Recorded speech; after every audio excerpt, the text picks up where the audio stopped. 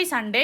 காலையிலே பார்த்தீங்கன்னா குக்கிங் வேலைலாம் முடிச்சிடுறது ஒரு 10 மணிக்கு மேலெலாம் கிச்சனுக்குள்ளே போகவே முடியறதில்ல. பெங்களூர்லேயே பார்த்தீங்கன்னா அந்தளவுக்கு வெயில் அடிக்க ஆரம்பிச்சிருச்சு.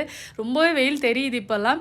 இப்போ வந்துட்டு இன்ஸ்டண்ட்டாக ஒரு தோசை ஒன்று செஞ்சிடலாம். 1 கப் அளவுக்கு ரவை, 1/2 கப் அளவுக்கு ஒயிட் அவல் எடுத்துகிட்டு அது முங்குற அளவுக்கு தண்ணி ஊற்றி ஒரு 5 நிமிஷம் வந்துட்டு அப்படியே விடுங்க, நல்லாவே வந்துட்டு ஊறிடும்.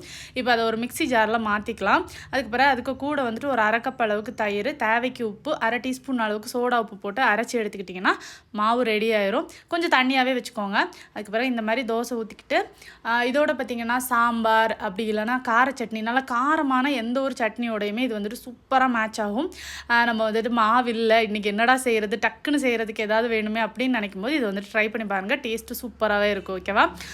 தனிஷ் வந்து பார்த்திங்கன்னா இந்த நம்ம கொக்கோ கோலாவில் மென்டோஸ் போட்டோன்னா நல்லா பொங்கி வரும்ல, அந்த வீடியோ வந்துட்டு யூடியூப்பில் பார்த்துருக்கான். அது பார்த்துட்டு எனக்கும் பண்ணணும்னு கேட்டு அவங்க அப்பா கிட்ட வாங்கி கேட்டதுக்கு கொக்கோ கோலா இல்லைன்ட்டு மெரிண்டா வாங்கிட்டு வந்தாங்க. அது பிள்ளை எதிர்பார்த்த அளவுக்கு பொங்கி வரலை.